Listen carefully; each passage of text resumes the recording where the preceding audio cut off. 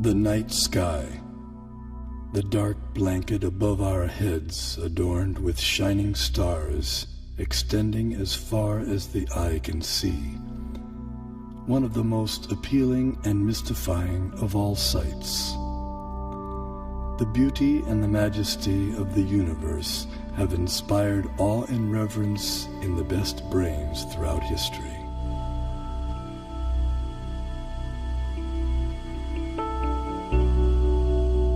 There is a perfect brain behind all the natural physical laws. This most beautiful system of the sun, planets and comets could only proceed from the counsel and dominion of a powerful and intelligent being.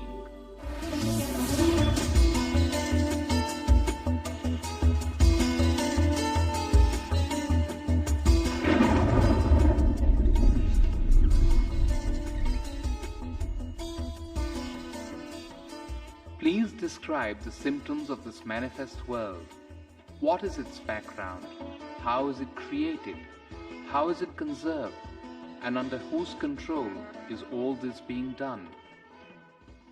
Many millennia ago, an advanced civilization revealed the mystery of the origin and nature of the cosmos. The term Vedic refers to the civilization of ancient India. Angkor Wat, the world's largest temple complex, with walls nearly 1/2 mile on each side, was built between 1112 and 1150 AD in Cambodia. Astronomy and Vedic cosmology are inseparably entwined at Angkor Wat. The central towers represent Mount Meru, the cosmic axial mountain. The 5 internested rectangular outer walls and moats indicate chains of mountains enclosing the world and the cosmic oceans beyond.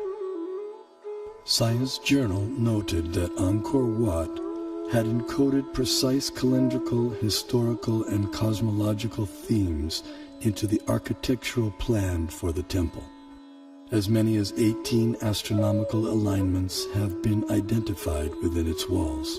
Rarely in history has any culture given rise to a structure that so elaborately and expansively incorporates its concept of the cosmos. Similar integration of cosmology and architecture is seen in the massive Indonesian temple at Borobudur. The temple was laid out using the ancient method of Vastu Purusha Mandala. This square diagram harmonizes architecture with the annual movements of the celestial realm. The temple was constructed sometime around 775 AD.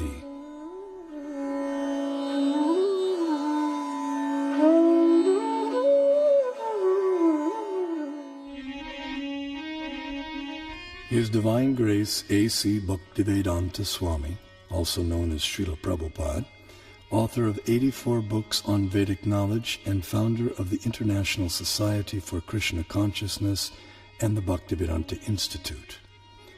He desired to erect the world's largest planetarium depicting Vedic cosmology through modern technology. He hoped that this gigantic virtual 3D animated model would give the contemporary world access to the Vedic cosmos.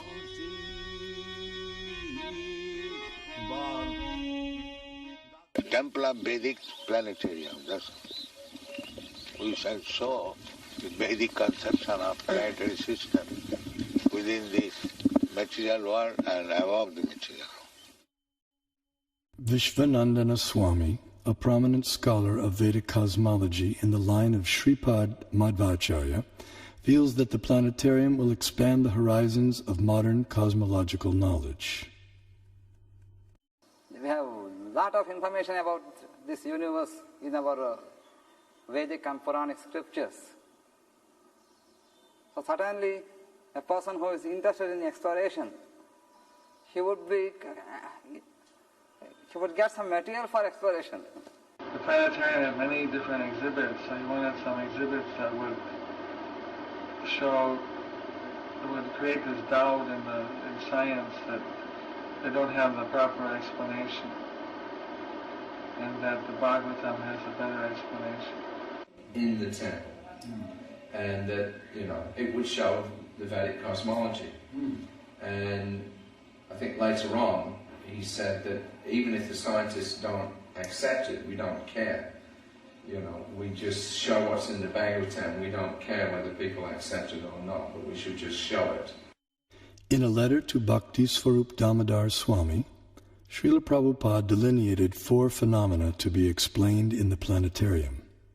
Explain the passing seasons, the eclipses and the phases of the moon, and the passing of day and night, etc. Then it will be a very powerful propaganda.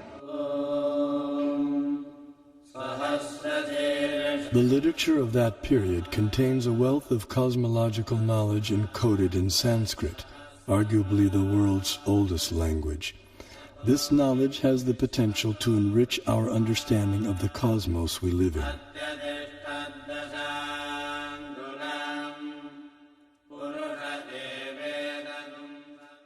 A fundamental principle of Vedic cosmology is the existence of a dual reality, material and non-material.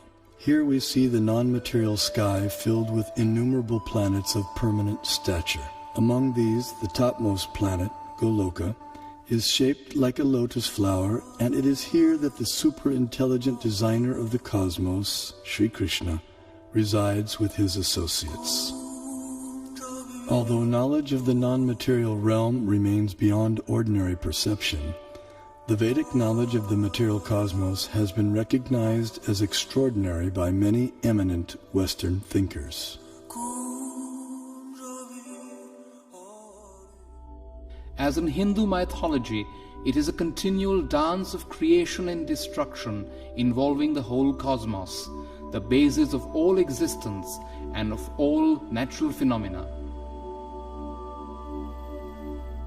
Long before it became a scientific aspiration to estimate the age of the earth, many elaborate systems of the world chronology had been devised by the sages of antiquity. The most remarkable of these occult timescales is that of the ancient Hindus.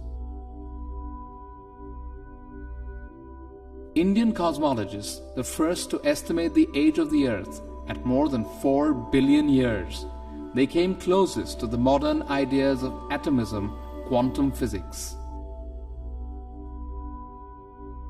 To the philosophers of India, however, relativity is no new discovery, just as the concept of light years is no matter for astonishment to people used to thinking of time in millions of kalpas. A kalpa is about 4,320,000 years. The Hindu religion is the only one of the world's great faiths dedicated to the idea that the cosmos itself undergoes an immense, indeed an infinite, number of deaths and rebirths. Thus, the Vedic literatures answer the question whether the cosmos always existed or it had a beginning. The temporal arena of repeated universal creations and destructions exists in a corner of the non-material sky.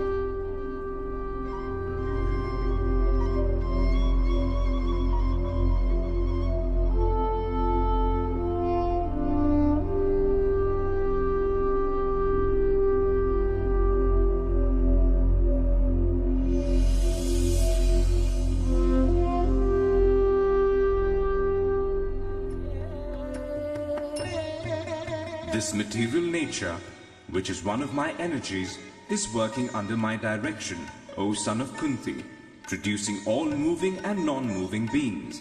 Under its rule, this manifestation is created and annihilated again and again. The only religion in which the timescales correspond, no doubt by accident, to those of modern scientific cosmology. Its cycles run from our ordinary day and night to a day and night of Brahma.